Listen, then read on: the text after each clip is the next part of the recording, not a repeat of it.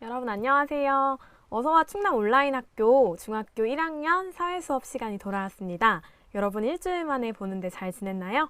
네, 선생님도 주말에 집에서 물론 있었긴 했지만 바람도 쐬면서 에너지를 충전하고 왔는데 이렇게 수요일에 또 중간에 여러분들을 만나게 돼서 정말 기뻐요. 여러분, 우리 그러면 오늘 배울 주제를 보기 전에 과연 지난 시간엔 어떤 것들을 배웠는지도 한번 기억을 해보도록 합시다. 자, 우선은 오늘은 어떤 주제를 학습할 거냐면요. 우리가 계속 기후에 대해서 학습을 하고 있어요. 오늘은 지난 시간에 배웠던 열대나 온대 외에 건조 지역과 툰드라 지역이라는 새로운 지역에 대해서 학습을 해볼 거예요. 자, 어떤 내용이 전개될지 기대되지 않나요? 네, 그러면 지난 시간에 어떤 내용을 배웠었는지 한번 떠올려 보면서 수업을 시작해 보도록 하겠습니다. 네, 여러분 채팅창 선생님 계속 보고 있거든요. 네, 여기 화면도 한번 잘 봐주세요. 자, 지난 시간에 학습했던 내용 한번 복습을 해볼게요. 지난 시간에 우리가 온대기후를 배웠었는데요. 기억나요, 여러분? 네, 온대기후의 종류에는 세 가지가 있었다고 했는데요. 이렇게 우리나라와 같은 지역에서 나타나는 기후를 온대 계절풍 기후라고 했고요. 그 다음에 유럽 지역 같은 지역에서 나타나는 기후를 우리가 2개 정도를 배웠었는데요. 첫 번째로는 서한 해양성 기후, 그 다음에 두 번째로는 지중해성 기후 이렇게 배웠었어요. 자, 그러면 우리 지난 시간 과연 내용들을 여러분들이 잘 기억을 하고 있는지 복습을 하는 퀴즈를 한번 내보도록 할게요. 자, 여러분 이제 댓글창에 답을 적어주면 좋겠죠? 자, 우선은 여기에 선생님이 단어들을 한 10개 정도 가지고 와봤어요. 우리가 온대기후로 3가지를 배웠었는데 이 단어에 연결되는 기후를 한번 찾아보는 게 오늘 과제거든요. 자, 첫 번째. 자, 서한해양성 기후. 우선 이 단어 중에 어떤 것들 중에 골라보냐면요. 기후의 특성을 나타내는 기온이나 강수 이런 특징을 한번 골라볼까요? 서한해양성 기후 어떤 특징이 있었죠? 선생님이 여러분 댓글을 좀 기다려 볼게요. 서한해양성 기후 하면 떠오르는 단어들. 네, 학교 이름 말하는 친구들도 여전히 있는데 답변 좀 기다려. 네, 맞아요. 유솔 친구가 고른 강수량 얘기해줬고요. 그리고 시원이 친구가 편서풍 얘기해줬어요. 네, 고온 건조한 여름은 사실 서한해양성은 정확히 맞지 않고 맞아요. 호남농업 말해주는 친구도 있고 여러 가지 잘 대답을 하고 있는데 한번 그러면 연결을 해볼까요? 좀 어렵죠? 그래도 이거를 정확하게 기억을 하고 있어야 돼요. 혹시 이게 정확히 기억이 안 나는 친구들은 지난 시간 4차시 수업 내용 한 번 더 복습을 하면 좋을 것 같아요. 자, 한번 연결을 해볼게요. 자, 우선은 바람을 한번 연결해 볼까요? 서한해양성 기후 하면 편서풍을 연결을 해야겠죠. 자, 그 다음에 두 번째. 여러분 온대계절풍 기후 하면 편서풍 대신 어떤 바람을 써야 될까요? 여기 사실 다 나와 있어요, 답이. 네, 온대계절풍 기후의 특징. 답변 기다려 볼게요. 혹시 말해줄 친구 있을까요?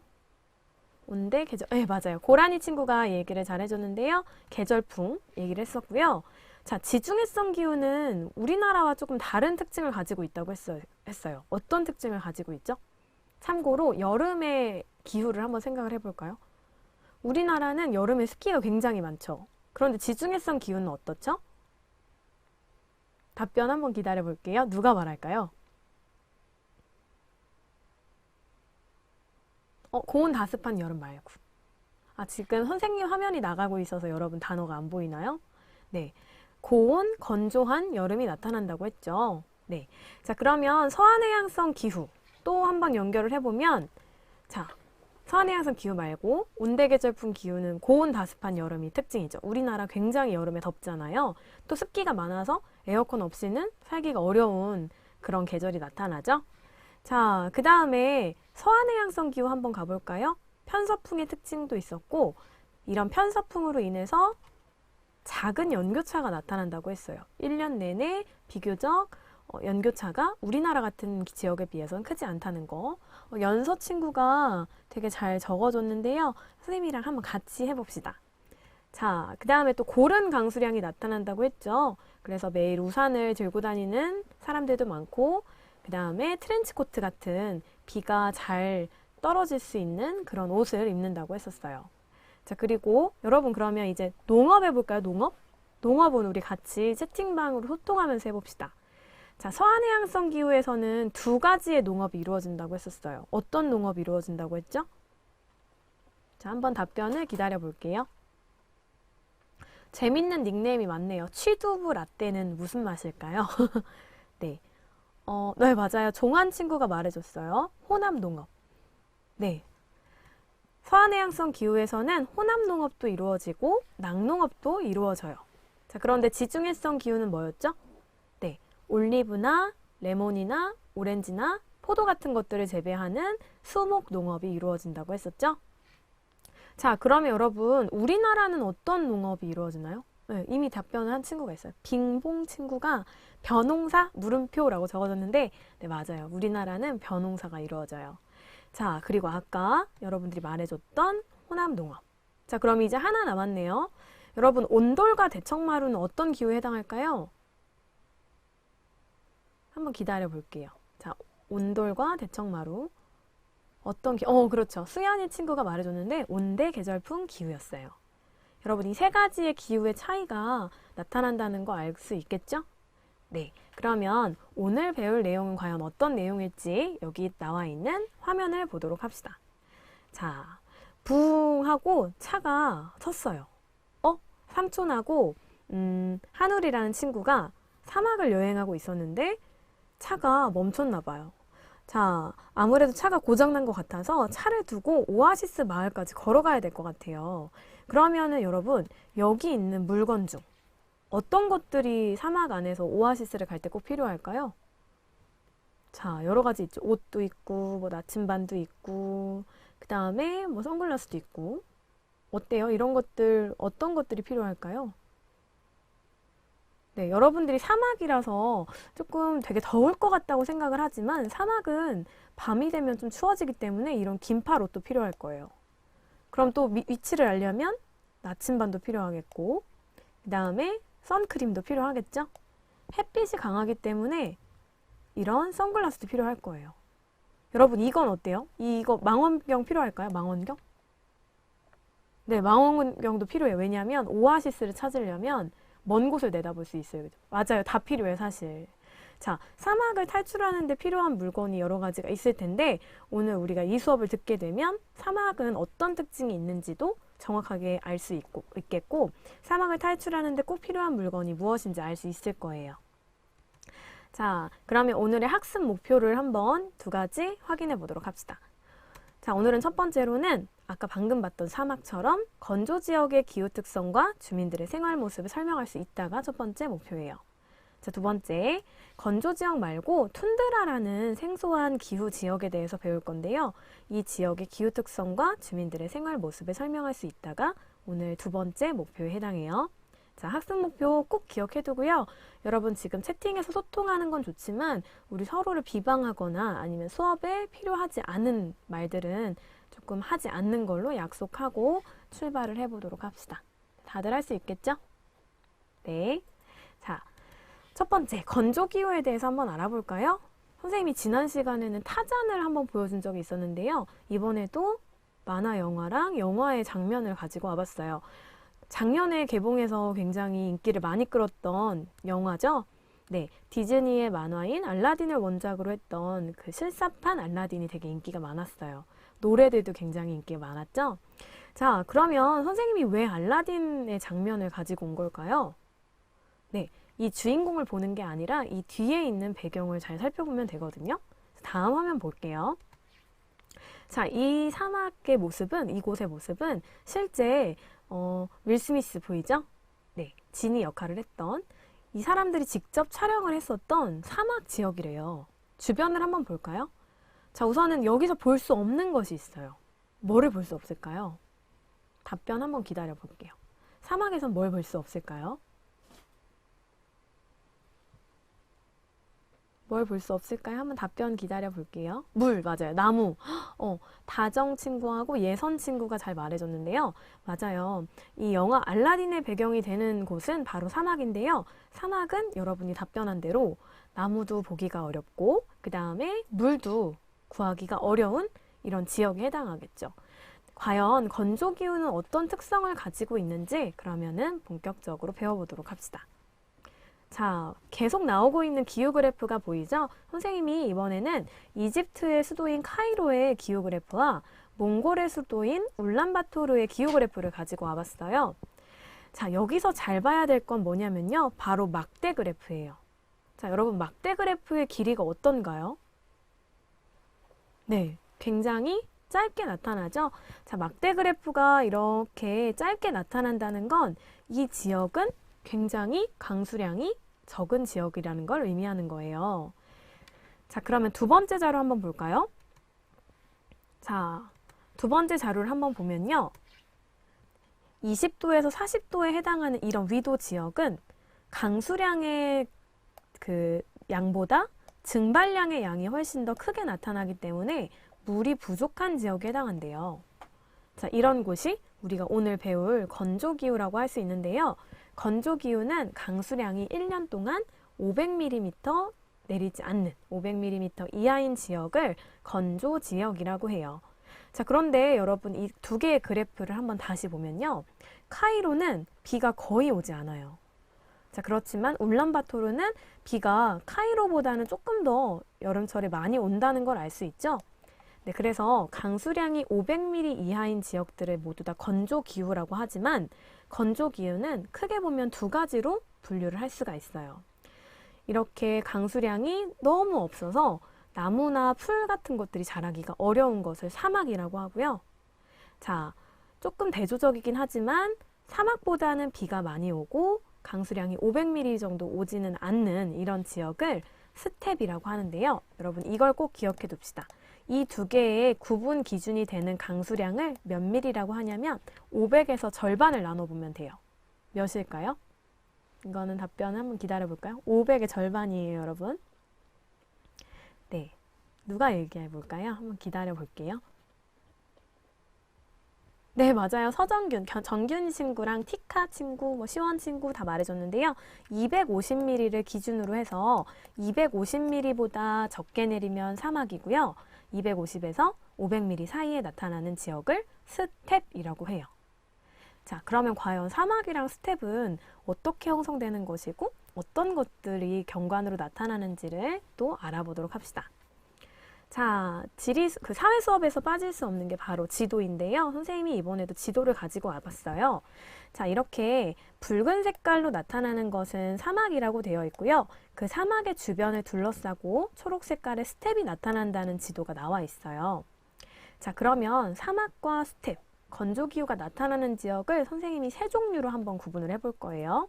자, 우선 첫 번째, 가장 범위가 넓은, 우리가 지난 시간에도 배웠던 이런 지역을 사하라 사막 그 주변 지역이라고 하거든요. 자, 그 다음에 두 번째, 몽골의 울란바토르가 있는 이 지역도 사막이 많이 나타나고 그 주변으로 스텝이 나타나는 지역이라고 해요. 자, 그런데 범위가 넓진 않지만 또 남반구에 가보면 이렇게 남아메리카의 칠레나 페루 지역 근처에 가게 되면 또 사막이 나타나거든요. 그래서 세계에는 다양한 건조기후가 나타나지만 그 건조기후가 나타나는 원인은 조금 다르게 나타나요. 자, 그 이유를 세 가지를 나눠서 분석을 해볼게요. 먼저 첫 번째, 자, 이 지역은 공기가 가라앉는 지역이에요. 공기가 가라앉으면 구름이 만들어지기 어렵기 때문에 비가 적게 온다고 선생님이 예전에도 강조를 했었어요. 자, 그 다음에 이 두 번째 네모칸에 해당하는 지역들은 대륙의 내부에 위치해 있어서 바다와 굉장히 멀리 떨어져 있어요. 그래서 비가 내리기가 어렵고 비가 만들어질 수 있는 수증기가 도달하기가 어려운 지역이기 때문에 건조기후가 나타날 수 있어요. 자, 그 다음에 또 이런 지역들, 우리나라에서 황사가 많이 심할 때가 있죠. 이제 봄철에 황사가 특히 심한데 이 황사의 모래바람은 바로 이런 지역들, 중국이나 몽골 내륙에 있는 사막 지역에서 우리나라까지 불어오는 거거든요. 우리나라랑도 어느 정도 관련이 있는 사막이라고 할 수 있겠죠. 자, 그 다음에 이것도 한번 기억을 해봅시다. 범위는 굉장히 좁게 나타나지만 이렇게 근처에 차가운 바닷물이 흐르는 지역 역시도 사막이 나타날 수 있는데요. 자, 이 그림 한번 볼까요?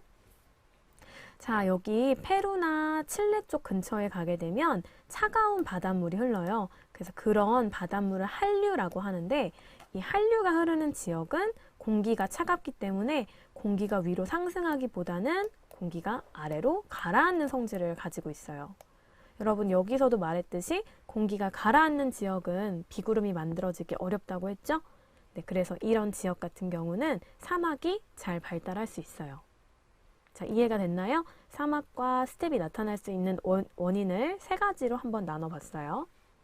자, 그러면 사막이나 스텝은 어떤 모습을 가지고 있을지를 사진 3개를 살펴보도록 할게요. 자, 첫 번째. 자, 여러분 사막하면 모래가 가득 널려 있는 것만 떠올리죠? 사실 그렇지 않고요. 이렇게 돌, 암석 같은 것들이 쌓여 있는 사막도 우리 지구상에 굉장히 많이 존재를 하고 있어요. 자, 그럼 두 번째. 자, 흙이나 모래보다는 키가 작은 풀들이 자라고 있는 지역이죠? 네, 여러분 이런 지역을 선생님이 방금 말했던 스텝이라고 불러요. 스텝은 사막보다는 조금 더 비가 많이 오는 지역이라고 할 수 있겠죠? 자, 그러면 이 스텝 옆에 있는 작은 개미떼처럼 보이지만 이 작은 것들 뭘까요? 네, 이거는 양이나 소 이런 동물들, 가축들에 해당하겠죠? 자, 이거는 여러분들이 가장 흔하게 볼 수 있는 사막의 모습이죠? 우리가 평소 머릿속에 그려져 있던 일반적인 사막은 이렇게 모래가 가득 쌓여 있는 나무나 풀이 자랄 수 없는 지역들을 이런 모습의 사막이라고 하죠. 자, 공통점은 모두 다 강수량이 500mm 이하인 지역이라는 거 알아두면 될 것 같아요. 자, 그러면 여러분 건조기후의 특색을 여기까지 봤고 건조기후에 사는 사람들은 어떤 생활 방식을 하고 있을지를 한번 알아보도록 합시다. 자, 사막에 이렇게 작은 샘이 만들어져 있네요. 이걸 뭐라고 하죠? 네, 맞아요. 이거를 오아시스라고 하죠. 자, 이 오아시스 주변에는 사막은 굉장히 살기 어려운 지역임에도 불구하고 오아시스 주변에는 여러 집들이 많이 있어서 사람들이 모여 살고 있다는 걸 확인을 할 수 있어요. 네, 오아시스 잘 말해줬어요.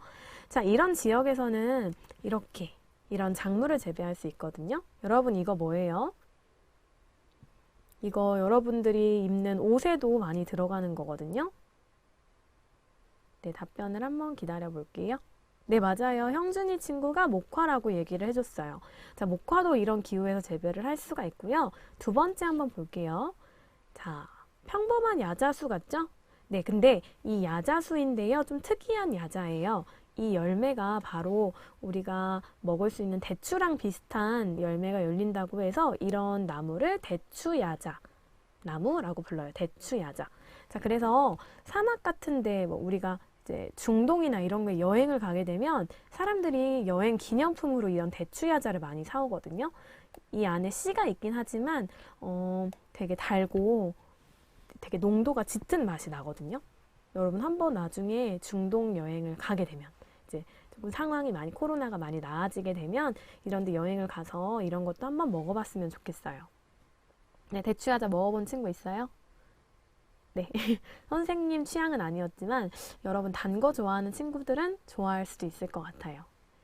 네, 자, 이렇게 건조 지역에서는 오아시스 주변에서 대추야자나 밀, 목화 등을 재배를 해요. 오아시스에 있는 물을 끌어다가 농사를 쉽게 지을 수가 있겠죠. 자, 그런데 이런 오아시스도 없는 지역 같은 경우는 어쨌든 사람들이 먹고 살아야 되잖아요. 그러기 위해서는 또 새로운 농업 방식을 선택을 하기도 하거든요. 자, 이번에는 두 번째 농업 방식을 한번 보도록 할게요. 자, 이 사진만 봤을 때 의미를 이해할 수 있어요, 여러분? 자, 뭔가 지하에 물이 지나갈 수 있는 통로가 만들어져 있다는 걸 알 수 있고요. 그런 수로를 통해서 이런 사람들이 모여 있는 지역에 물을 뽑아낸다는 걸 알 수 있는데 한번 자세히 살펴볼까요? 자, 이렇게 물을 위로 끌어올려서 사람들이 살고 있는 지역에 물을 공급해주는 시설을 말하는데요. 자, 이런 시설을 뭐라고 하냐면 지하에서 물을 끌어 쓰는 수로라고 해서 지하 관계수로 또는 관계수로라고 불러요. 자, 그래서 이렇게 물을 끌어다가 원하는 곳에서 마치 우물처럼 뿜어서 쓸 수 있는 그런 농업 방식을 관계농업이라고 불러요. 관계농업. 자, 물을 왜 끌어다 쓰냐면요. 그 이유는 사막의 기후 특성 때문이에요. 자, 사막은 햇빛이 굉장히 강렬하죠. 자, 물이 이렇게 그냥 평범하게 위에 있으면 증발량이 커서 다 이제 증발을 해버리겠죠. 그러니까 이 물을 지하로 끌어들여서 쭉 뽑아낸 다음에 원하는 곳에서 이렇게 뽑아다가 쓰는 방식을 이용하는 거예요. 네, 이런 수로를 지하 관계 수로라고 하고요. 이거를 관계 농업이라고 해요. 자, 그러면 과연 농업 말고 어떤 집에서 생활을 하는지 사진을 한번 보도록 합시다. 자, 첫 번째 사진은 건조 지역, 특히 사막 지역에서 많이 나타나는 집의 모습이에요. 자, 이 집. 우리나라에서는 흔히 볼 수 있는 집은 아니죠? 두 번째는 건조 기후 지역에서 거주하는 원주민인 베두인족이라고 검색을 했을 때 나오는 사진이거든요. 얇지만 굉장히 발끝까지 덮는 길쭉한 옷을 입고 있는 게 특징이고요. 소재가 좀 얇지만 온몸을 다 두르고 있는 것이 특징이에요. 자, 왜 이렇게 온몸을 두르는 옷을 즐겨 입는 걸까요? 자, 그 답변은 한번 기다려 볼게요. 자, 왜 이렇게 온몸을 전체적으로 가리는 옷을 입을까요? 누가 대답을 해줄까요? 네, 밤에는 추워요. 맞아요. 은하 친구가 말해줬는데 밤에는 춥기 때문에 여긴 여름에 낮에는 덥다고 해도 너무 이제 옷을 안 입고 다니긴 어려워요. 맞아요. 또 지섭이 친구가 말해줬는데 모래바람을 막기 위해서 네, 여러 가지 이유. 또 햇빛이 강하기 때문에 몸을 전체적으로 가리는 옷이 유리하겠죠. 자, 그래서 이렇게 왼쪽에 보이는 이런 집을 뭐라고 하냐면 흙벽돌집이라고 불러요. 자, 그 다음에 사막은 건조하기 때문에 낮에는 엄청 뜨거운데 밤에는 사막의 밤은 곧 겨울이다 라고 말할 수 있을 정도로 굉장히 추워요. 그래서 일교차가 큰 것, 그리고 모래바람을 막아줄 수 있는 몸을 전체적으로 덮는 의복을 즐겨 입고 다녀요. 자, 그러면 지금 앞에서 봤던 흙벽돌집은 한번 자세히 살펴보도록 할까요? 똑같은 자료를 한번 가지고 와봤어요. 자, 흙벽돌집을 한번 보면 좀 독특한 특징이 나타나요. 자, 하나씩 한번 살펴볼까요? 자, 우선은 집의 색깔을 한번 보세요. 어떤 색깔인가요? 굉장히 갈색빛을 띠는 색깔이죠.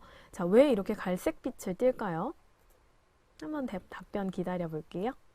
베이지색, 네, 갈색. 네, 맞아요. 박신비 친구가 모래로 지은 것 같다고 얘기를 해줬어요. 가장 많이 쓸 수 있는 재료로 가옥을 짓기 때문에 재료는 모래와 흙으로 이루어져 있어요. 자, 두 번째. 여러분, 지붕을 한번 볼까요? 지붕이 굉장히 평평해요. 왜 이렇게 평평할까요? 그 이유도 사실 따로 있어요. 누가 대답을 해줄까요? 네, 비가 많이 안 와요. 연서 친구가 말해줬는데 비가 많이 내리지 않기 때문에 빗물에 의해서 이제 무너질 이유가 없어서 이렇게 경사를 깊이 하지 않아도 돼요. 평평한 지붕이 나타난다. 자, 그 다음에 이 사진에서는 잘 보이진 않지만 사실 미세히 잘 보면요. 이 A라는 집과 B라는 집 간의 사이의 거리가 굉장히 좁게 나타나는 게 특징이에요.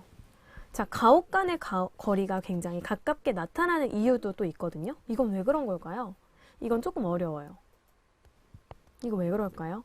왜 이렇게 가옥 사이의 거리가 가까울까요? 우리나라 여름 생각해보면 좋을 것 같거든요. 맞았어요. 루블루 친구가요. 건물 사이에 그늘을 만들려고 이렇게 가옥과 가옥 간의 거리가 가깝다고 했는데요.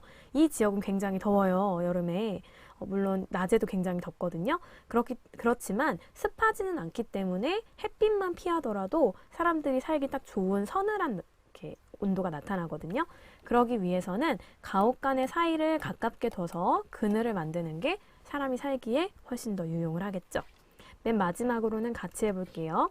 작은 창문과 두꺼운 벽이 나타나는 이유는 외부의 열기를 차단하기 위해서겠죠.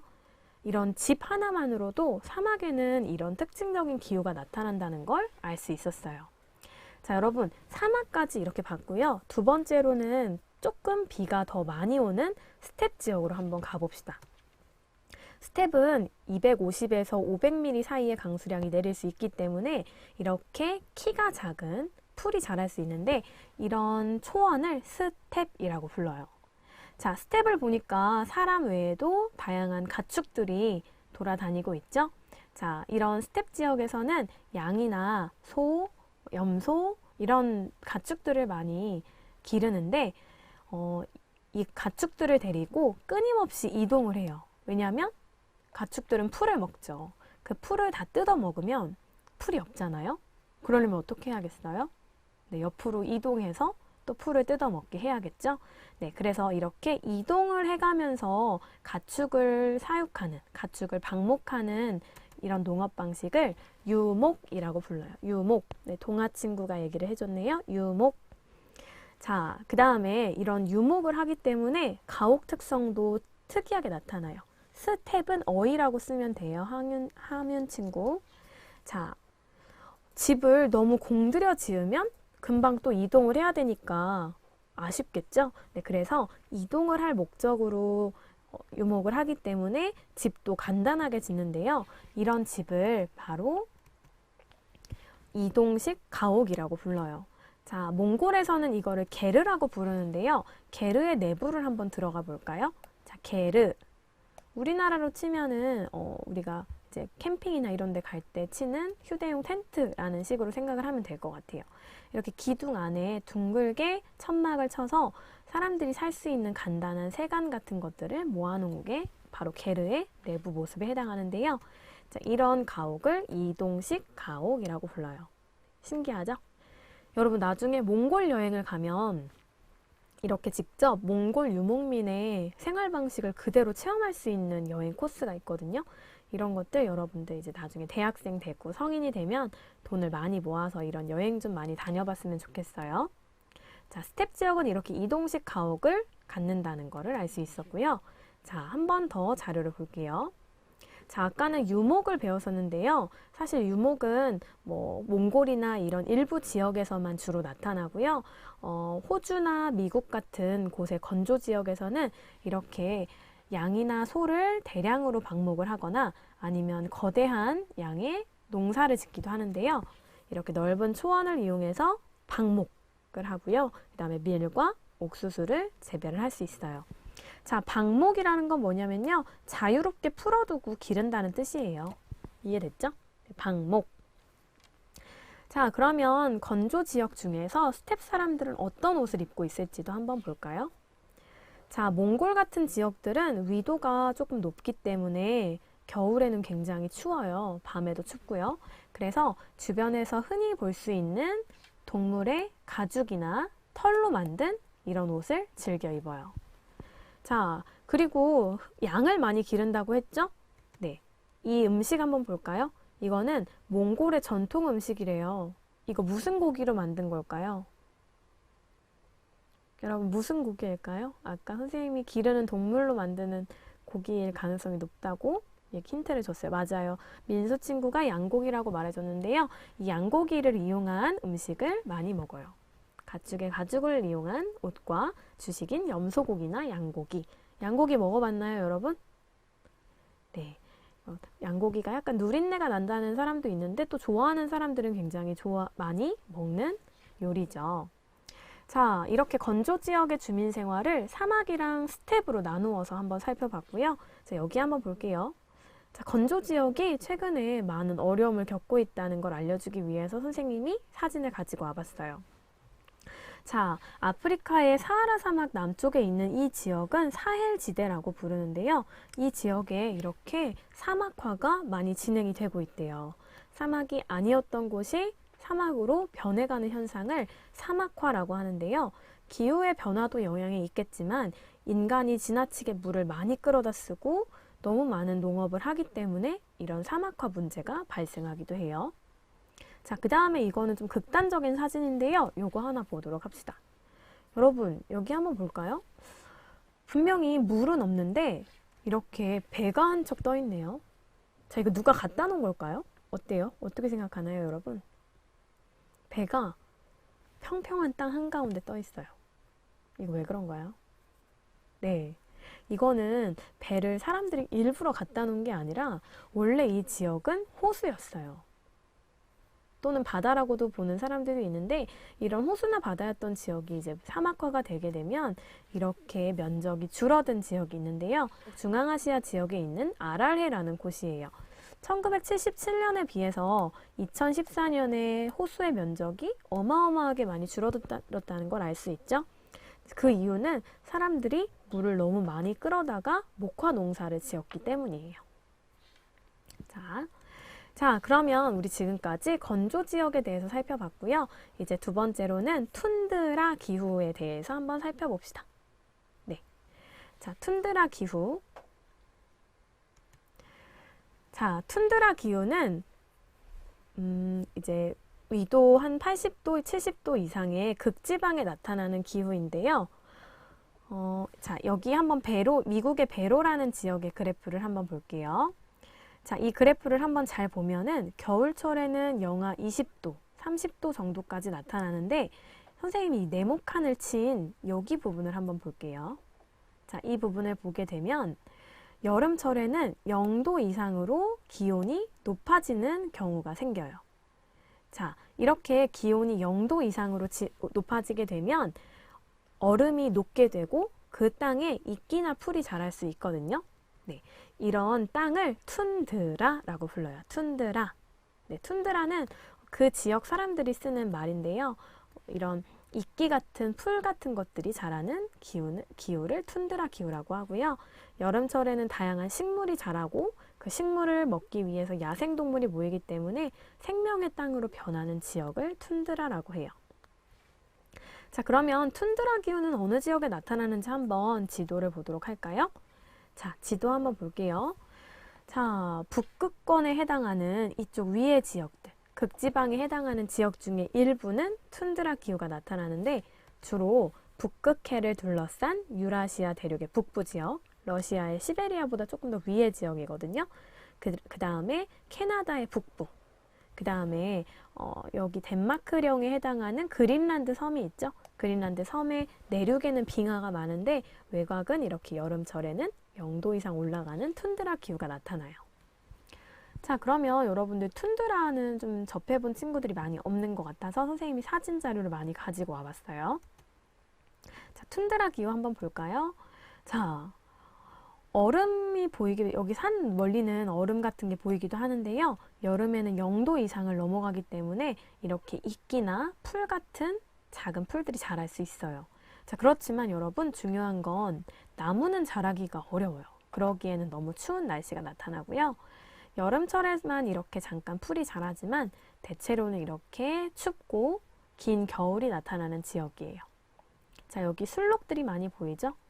자, 이 지역에서는 또 술록들을 유목을 하기도 하지만 바다에서 큰 물고기나 여러 가지 바다 생물들을 잡기도 하는데요. 여러분 이거 뭘까요? 이거 뭘까요? 한번 답변 기다려 볼까요? 자, 얘 뭘까요? 누가 말해줄까요? 물범 아니요? 네, 바다표범, 물개 뭐 여러 가지 나왔는데요. 이거 바다표범에 해당하는 자료예요. 자, 기온이 너무 낮아 농사가 어렵기 때문에 술록을 유목하거나 물고기나 바다표범 같은 생물들을 사냥을 해서 먹곤 해요. 자, 귀엽죠? 자, 그러면 툰드라 기후 지역에 사는 사람들의 생활 방식은 어떻게 나타날지 한번 알아보도록 합시다. 자, 여러분 선생님이 추천하고 싶은 이 다큐멘터리가 있는데요. 선생님이 중학교에서 수업을 했을 때 친구들한테 많이 보여줬던 다큐인데요. SBS에서 방송됐던 최후의 툰드라라는 다큐예요. 이거 다큐멘터리처럼 되게 재미가 없지 않고요. 여러분들이 볼 수 있을 정도의 난이도거든요. 자, 이 툰드라에 사는 네네츠족의 삶을 소개한 다큐멘터리인데요. 여길 보면요. 이끼가 있죠? 이끼로 엉덩이를 닦는데요. 자, 엉덩이를 닦는다는 건 이거 뭐로 쓴다는 걸까요? 네, 휴지를 이끼로 쓴다는 거겠죠. 휴지를 구할 수 없으니까. 네, 이런 지역에서는 그만큼 이끼가 많이 나타난다는 것 알 수 있고요. 자, 그 다음에 여러분들이 아마 즐겨볼 텐데 정글의 법칙에 나오는 화면이에요. 술록을 생식한대요. 이 지역 사람들은 이제 음식이 잘 상하지 않기 때문에 생식을 하기도 하고요. 심지어 네네츠족의 일부 사람들은 동물을 잡아서 그 피를 그대로 먹기도 해요. 그럼 이제 비타민 같은 걸 섭취를 할 수 있다고 해요. 자, 그 다음에 이 사람들이 입고 있는 옷도 보면 동물의 가죽이나 털을 이용해 옷을 입고 있다는 걸 알 수 있죠. 자, 툰드라 지역의 주민 생활 한번 더 볼게요. 자, 툰드라 지역의 주민 생활. 네. 자, 이 화면을 보면요. 첫 번째 그림을 보면은 해가 질 듯 하면서 지지 않는 모습이 보이죠?